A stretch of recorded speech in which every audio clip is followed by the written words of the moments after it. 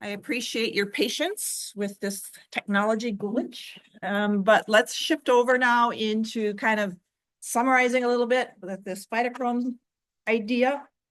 So this was last time we were thinking about this really interesting pigment. I updated the slides a little bit. I tweaked them a little bit and they've been updated in EDUCAT, by the way.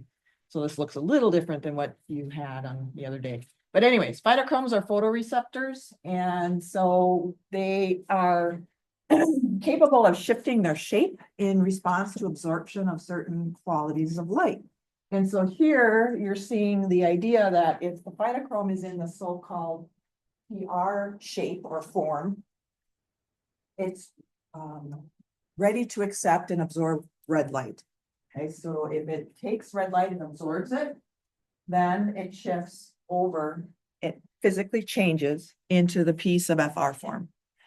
That form of the pigment is then optimized to absorb far red light. And when it does that, it switches back to the piece of R form. So it kind of toggles back and forth between these two physical forms, which we looked at last time as well. So I call it the M and the Y shape to my vision. And so you can see it literally is just changing its shape. It's a shapeshifter. And that's a pretty simple mechanism in order to have this in play for the plant so that it can tell, you know, what quality of light am I getting hit with? And then it's always assessing, well, how much piece of FR versus piece of R do I have? And that will tell the plant, you know, how long it's in the sun, how long it's been in the shade or at night. Okay, so you're also seeing that they call the piece of FR that so-called active form. And that has to do with the idea that it's the form that will move into the nucleus and actually interact with proteins that alter DNA or gene expression. So that's what they're trying to show here. Okay, yes.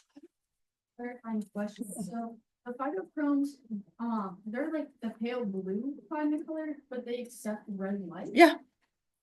That's just when they isolate it and look at it, it looks pale blue to our vision, but they're designed to absorb red light or far red light. Yes, you got it. All right, let's see.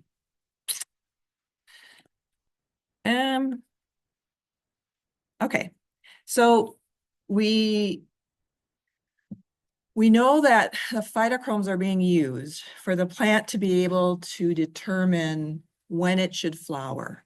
So it's a way for them to complete their life cycle, especially if they live in areas like this where there's seasons and they need to complete their life cycle before the winter hits. So we talked about, you know, there's long day plants, there's short day plants and so on. If we have an example here of a long day plant, which means in this case, when we talk about flowering, it's only going to flower if it has surpassed or exceeded a critical length of daylight time. So what they're trying to show here with this like pie chart, you see this dotted line here. Okay, that's the critical time period. And so what they're saying is for a long day plant to decide to flower, that light period has to go beyond that, which it has according to how the artist has drawn it. You see the gold is passing that dotted line. So that means the plant has been in the light longer than that critical time period. And the artist drew it right, so therefore it will flower. On the other hand, they expose that same long day plant to daylight that's shorter. It didn't cross the dotted line. Okay, it came just short of that, the day length. And because of that, it did not flower. Does that make sense? Huh, interesting. It won't let me erase. Does that make sense so far? Okay. Let's look at this one. So ignore my little doodle there. Let's look at the third one. Okay, so what they did, the scientists said, well, let's get wild and let's repeat the experiment we just did where we don't give the plant, the long day plant, enough light to flower, but let's come in the middle of the night and shine some red light on it. And see what happens. And you can see the plant flowered. And they went, huh, well, that's bizarre because they, initially they predicted it probably wouldn't because it didn't make it past, the daylight didn't make it past the critical period. So let's think about this for a sec. Let's do a Google form thingy. So if you could get your phone out.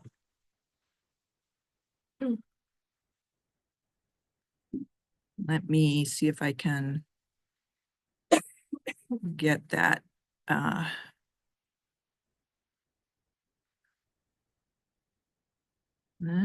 the way to show. Okay, see if you can, there's a question I want to ask you.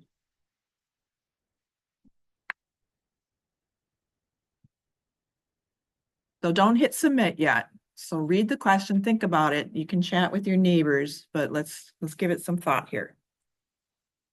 And you can look at your notes, at the Phytochrome sketchings and all that.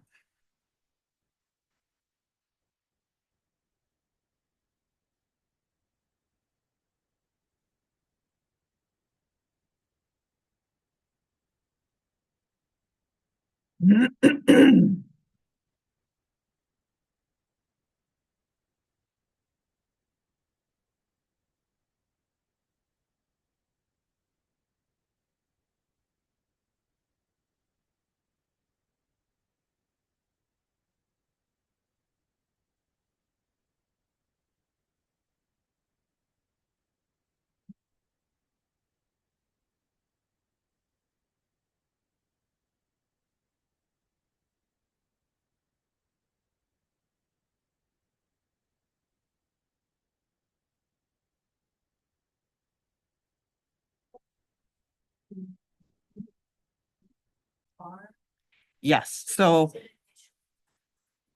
yes. So, okay, so let's go back to this slide.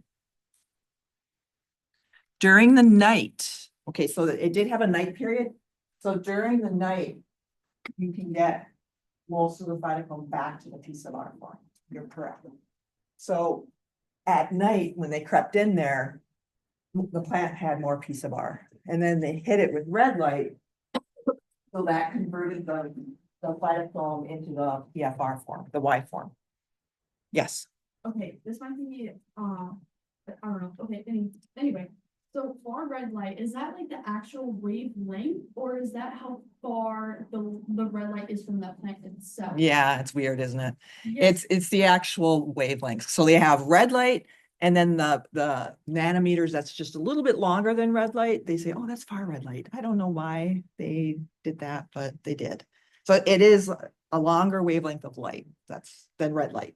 So if it's not getting those like rapid red light movements, so like active, so it's gonna switch the PFR to the PR because it's not getting like the actual red light. So with the piece of FR form you're talking about, Yeah. if that gets, if it absorbs far red light, then it will shift its shape back to the piece of our form. I saw another hand somewhere.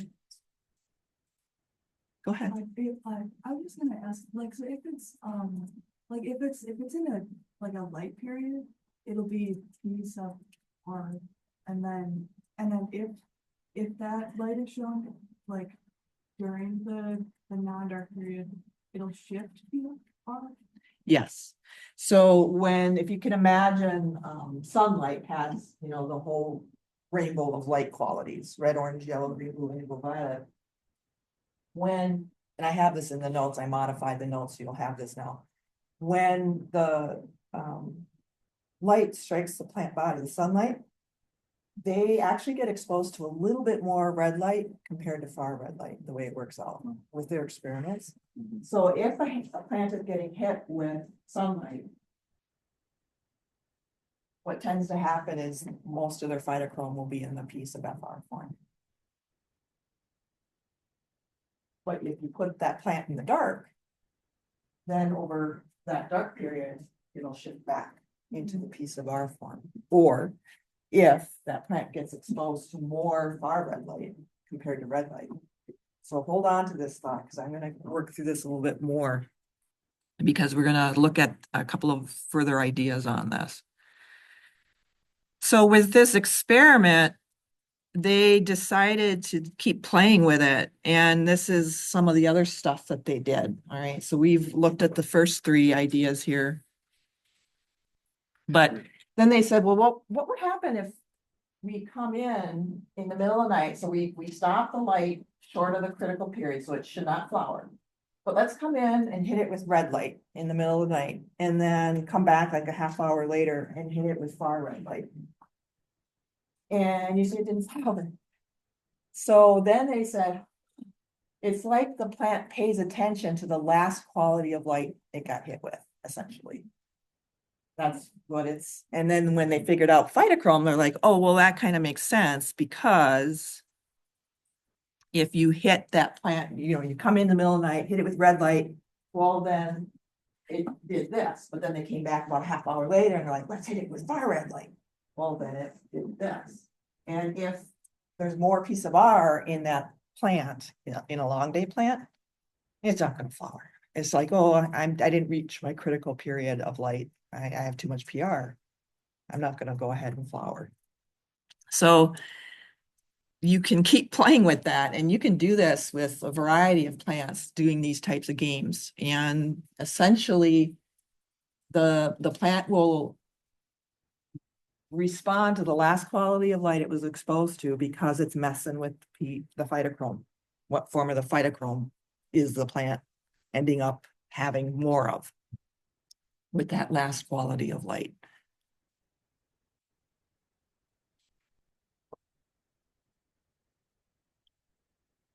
So let's go here. So let's think a little bit. So this was an experiment, in the lab where they were playing around. Other scientists said, well, what happens to plants in their natural habitat, like a forested ecosystem? Maybe it's a mature forest, mixed hardwood forest, like we have around here, perhaps. And you have, different layers of the forest system. You have the canopy plants high up, the uppermost canopy that can get full-on sunlight. And then you have different layers here. Some are getting very shaded out if you're closer to the ground, of course. What's going on with all their phytochrome pigments? And so remember, it's really, they're assessing the ratio, like how much piece of FR versus piece of R do I have in their plant body? And that will tell them how to respond to that light, whether or not to flower. Maybe, if it's a plant that is, you probably know, just maybe if you've had some house plants, that certain plants really prefer a lot of light through the day. Other plants are more shade tolerant and can put up with being put in a corner of your living room, and they're like, yeah, okay, I can do fine. And so, the plant is, as it's, doing its daily rhythm of trying to do photosynthesis and all of that, it's also trying to grow, produce flowers eventually if you're an angiosperm, get seeds. And so it needs to be able to figure out not just when to flower, but it has to determine, should I grow quickly now? Am I okay? There's all this. Sunlight is so important for the plant to be able to tell, am I in sun or am I in shade? It really does impact their growth, their life cycle. And so they use this phytochrome system to help them determine, how long am I in the light versus how long am I in the dark? And like in a forested ecosystem where you have layers of canopy, the plants can tell if they're getting shaded out. Or if you are a plant in a agricultural field, like if you've ever driven by or walked through corn fields, they plant those corn plants really close together. And the leaves have the potential to shade neighboring leaves, you know, and you get into that issue. And they've actually shown that corn plants can actually lean and tilt in the field in order to maximize their sunshine. So they're able to tell, hey, I'm getting shaded out here by my neighbors. So I'm gonna lean and tilt a little bit. And so it's really important that they have this ability to sense this. And so, as I said just a little bit ago, the red to far red ratio of from sunlight, there's a little bit more. So it's 1.2 to 1 of red to far red. So the way to interpret that is that there's a little bit more red light compared to far red light that will hit the plant body. Okay. So let's go back to that forested habitat where you have a mature forest. If that's the case, what will be the dominant type of phytochrome? Don't say anything because we're going to do a Google form. But just let's think about this. If that's the case, what will be the dominant type of phytochrome in the tallest canopy of trees, the ones that are getting full on sunlight? So let me go back.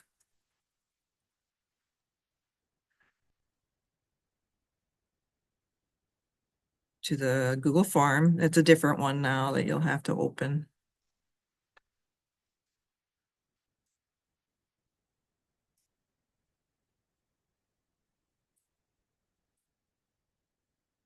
Okay.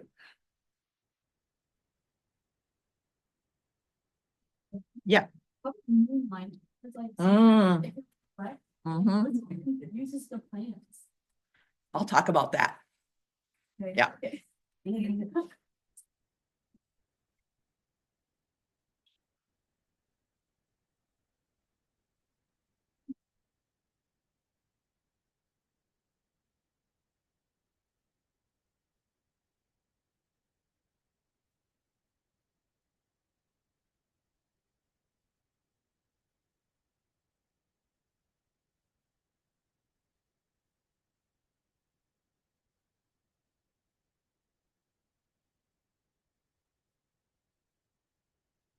So are you all into the form?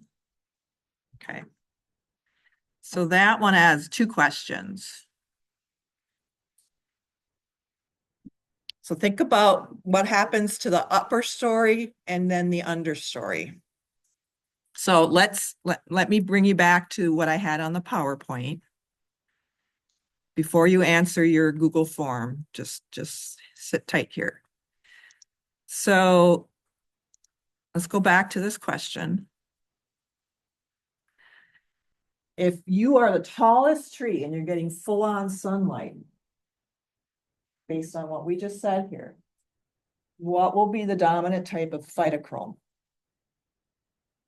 in your tissues?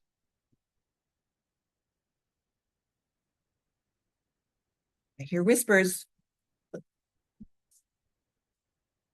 So if you're getting hit with more red light because you're the tallest, you're getting full on sunlight, and you know sunlight has a little bit more red light. So what version of the phytochrome pigment will you have more of? PFR. So what's happening is your phytochromes are getting hit with full on sunlight, a little bit more red in it than far red. So your piece of R form will absorb that red light and you'll shift to the Y form, the piece of FR. So now you have more P sub FR in your tissues. That's telling you, in sunlight, awesome.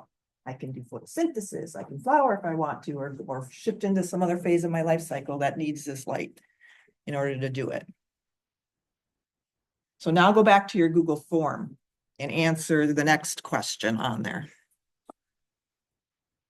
Yeah.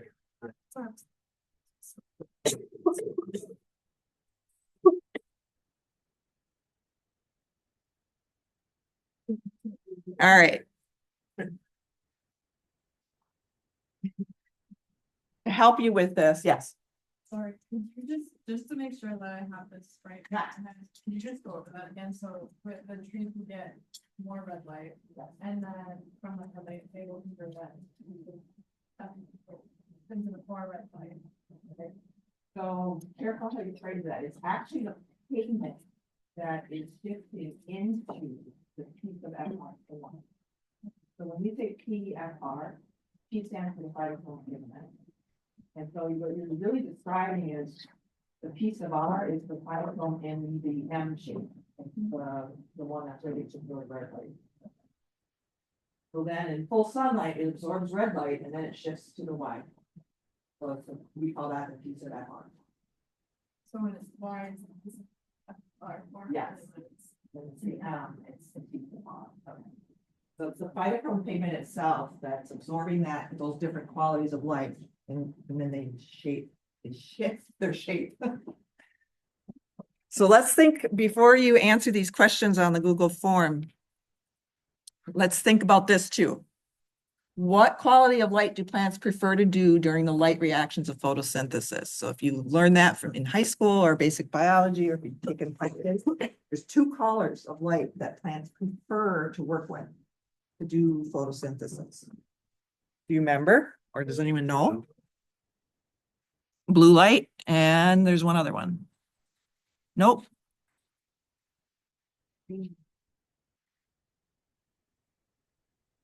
Blue is definitely one. Yep, red. Red. Okay. All right, so this is the red. So now we're like, okay, they like red light for photosynthesis.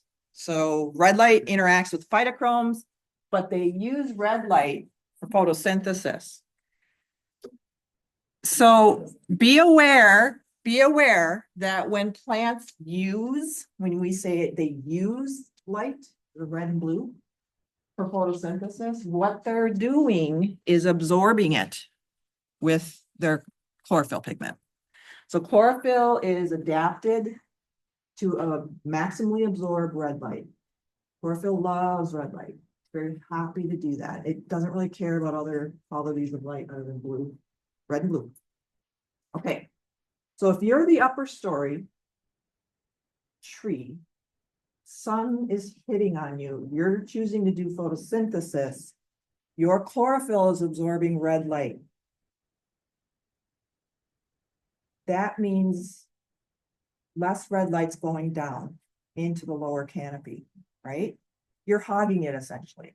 You're gonna take advantage of all that because you're tallest. Like, yeah, give me that red light. You don't care so much about far red light. You don't, that's not really ideal for photosynthesis. So you take away the red, you hog it, but you let the far red go down into the lower canopy. So now the lower canopy plants. So basically, the tallest trees, they hog the red for photosynthesis. But they let the far red go. So now go back to the Google form question. So what's going on with those understory plants? So now they see more far red hitting them. That's what they got going on. So then what's going to happen to their phytochromes? So answer that question on the form.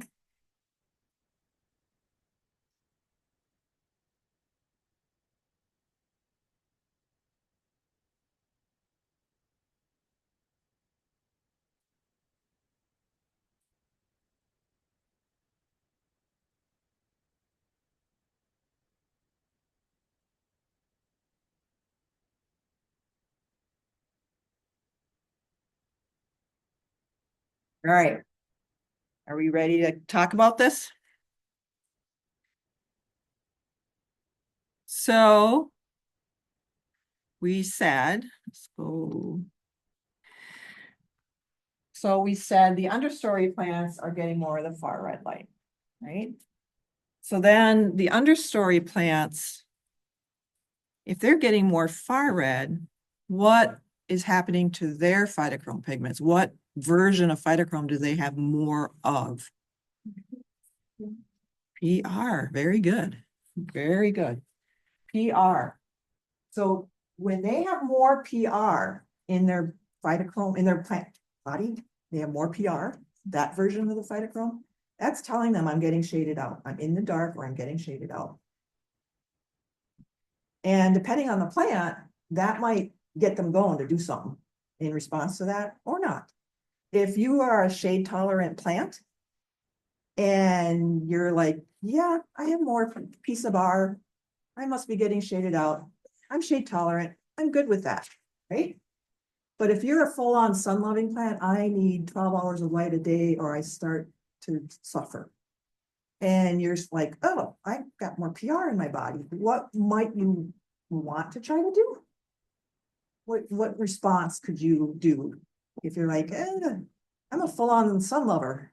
I'm in the shade. Get tall, Get taller. Absolutely. Grow. get wider. Because you're probably thinking, you could do it artificially and just stuff a plant in the cupboard.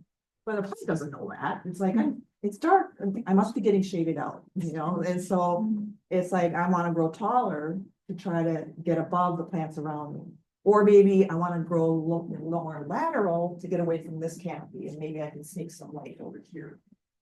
And so if you're a sun-loving plant, having more piece of R in your tissue will spur you on to do something in response, whether grow taller, grow more lateral.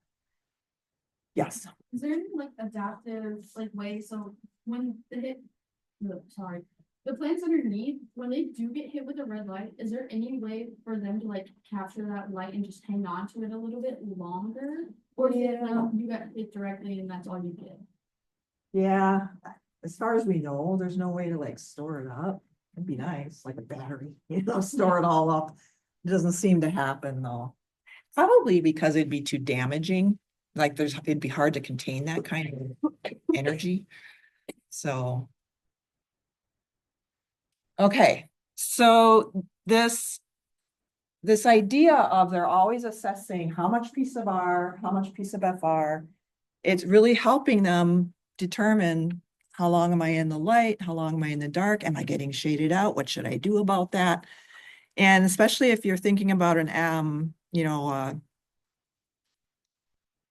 forested ecosystem, that's something that they're just constantly assessing. If you look at a diagram, they're showing, the tallest tree in the canopy gets 100% light.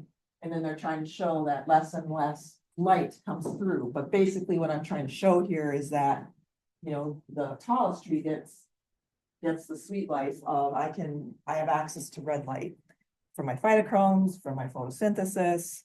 But as that's happening, the far red is coming down.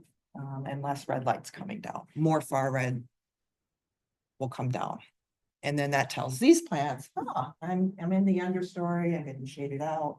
And that might be totally fine for these plants. Maybe that's what they're adapted to. But if you're maybe a baby oak tree and you like to have full-on sun, that's gonna tell you, you better get growing.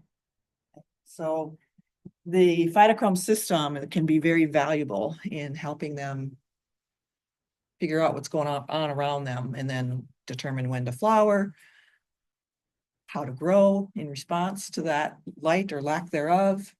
They've since determined that phytochromes help the plant in many other respects, but I'll save that for the plant phys class. We'll go more into that in plant phys if you take that. Questions? Yes. So they're understory, like they're not conducting photosynthesis like as efficient. Correct. Well, let me qualify that, clarify, qualify. So if you are a shade tolerant plant, you will have photosynthesis that works for you.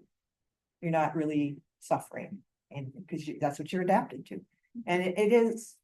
It's in your egg. Yeah, and so, but they probably aren't gonna grow as fast as, the plants that are in full sunlight. And so it certainly does, the lack of red light in particular, and blue light too, would definitely slow down their photosynthesis. But if you're adapted to it, it's okay.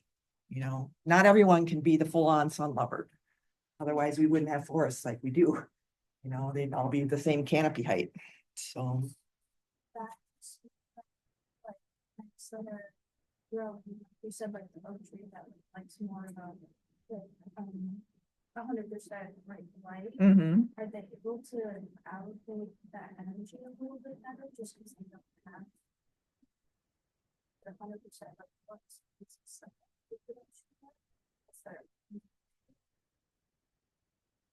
That's a really good question. I think. So we talk in Plant Fizz too about allocation of resources within their body. And like, what should I do with this? Now that I've done some photosynthesis, what should I do with it? And so I'd have to look that up. I'm sure they've done those experiments where they look at sun versus shade plants and how the differences in their allocation. So in Plant Fizz, we talk about allocation and partitioning, which are very distinct ideas in a Plant Fizz realm. And so allocation is like metabolically, what should I do with this, this energy I'm creating through photosynthesis? Whereas partitioning is where should I send it through my body? And so, I'd have to look at that and see. It's a good question. Other questions?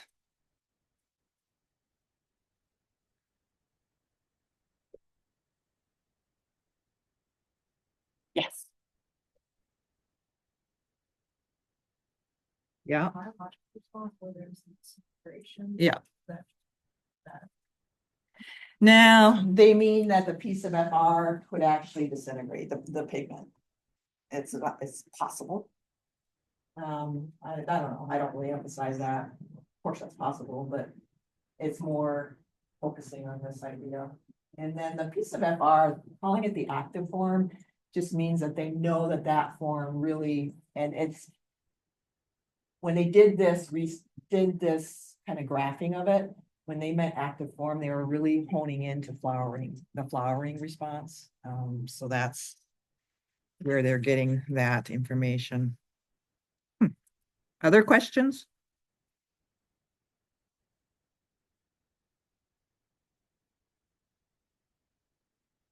Okay, so I know, yes. I was gonna say, do the shade tolerant plants tend to be the plants that don't care how much daylight they get, they just need enough to be able, energy to be able to flower, and they just do it.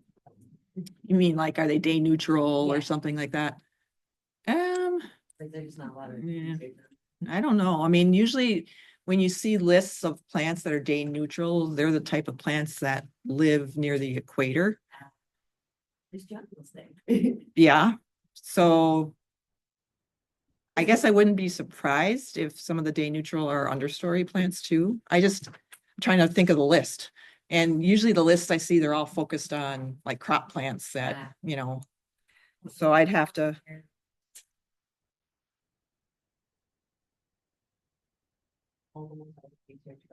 yeah, well, because we want to eat. It is important. Yeah, kinda. Okay, so yes, talking about yep, Long day plants for given the amount of day, like their critical daylight that they needed. In the experiment, they then shine the red light through like, the hours that the plants were like missing for.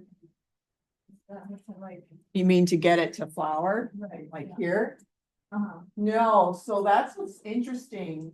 So they didn't give it enough sunlight. They put it into the dark. They came back in the middle of the night, flashed some red light. And by the way, that flash of light literally can be like a flash, like seconds. And that's enough to get the phytochrome pigment back into the form where it's telling the plant, oh, I have plenty of piece of FR. I need the light. I'm gonna flower. Oh, okay. Even though there was and then, there's a dark stretch here, there's a dark stretch here, but it's enough. And moonlight, we were thinking about moonlight a few minutes ago with that idea, or landscape lights. Not so much around here, but if I have friends that are in Florida right now and, they have those landscape lights that shine on their palm trees or a full moon. They've done experiments with that too. They can show that on a full moon night, the light reflected off the moon to the plants is enough to get their phytochrome pigment shifted. Your car lights, as you drive on the highway in the night, yeah, that's enough, That's crazy. isn't it? I have a question, how about those flowers that are like really unique and they only like bloom one time and it takes like a long time for them to bloom?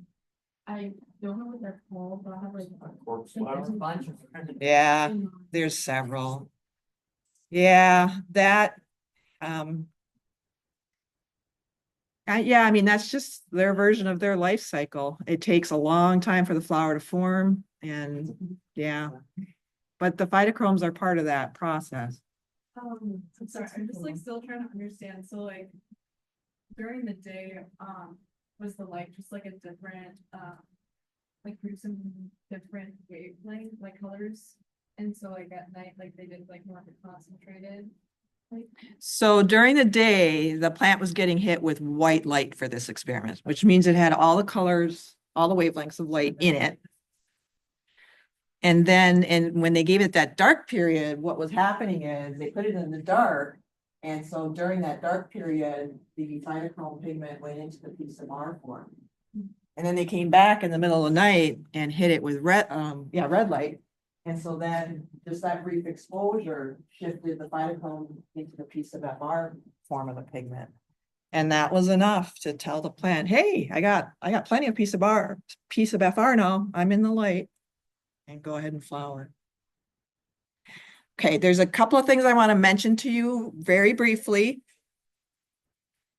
Before we leave, I have to give you some information here for lab tomorrow. So with lab tomorrow, part of what you're gonna do is plant propagation. You're going to learn how to propagate some plants, at least some methods. So I wanted to just kind of introduce that idea very quickly, very quickly, and you'll get more in lab, but okay, so here. Okay. You're going to propagate. So we're going to just focus in on that right now. That's a potato field, by the way, and lovely potato sprouting, getting ready to grow. Okay. I'll come back. I'm going to cover this slide set in more detail after, on Friday, but we're going to be working with cuttings primarily, stem cuttings, but not necessarily. There might be some other options available to you. And so plants are amazing. You can hack them up into tiny pieces and they'll still regrow, and we cannot do that.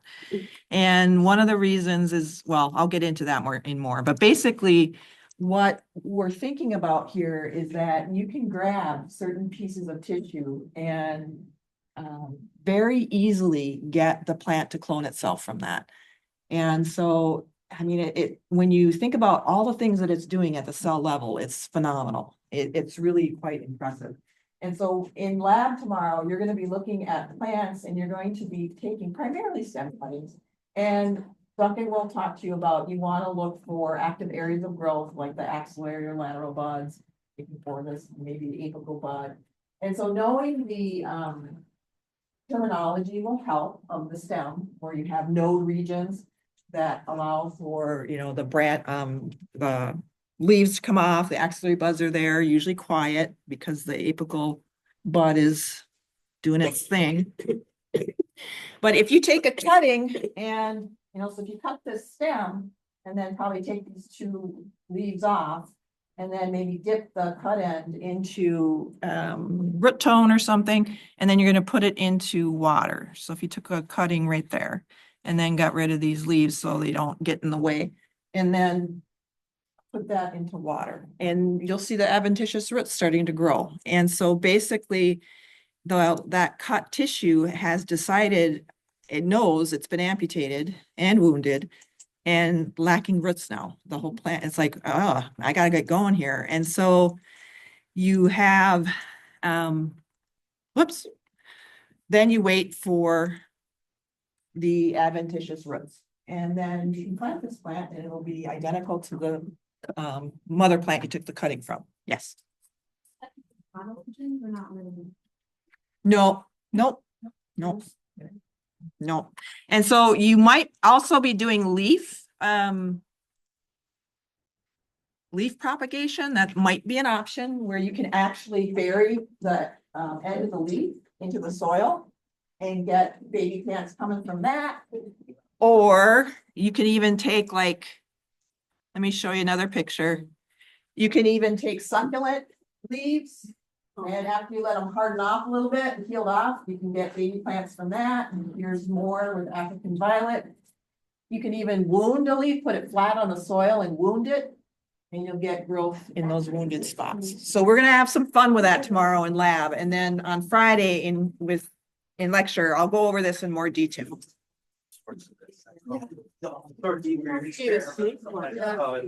You cut it along its length.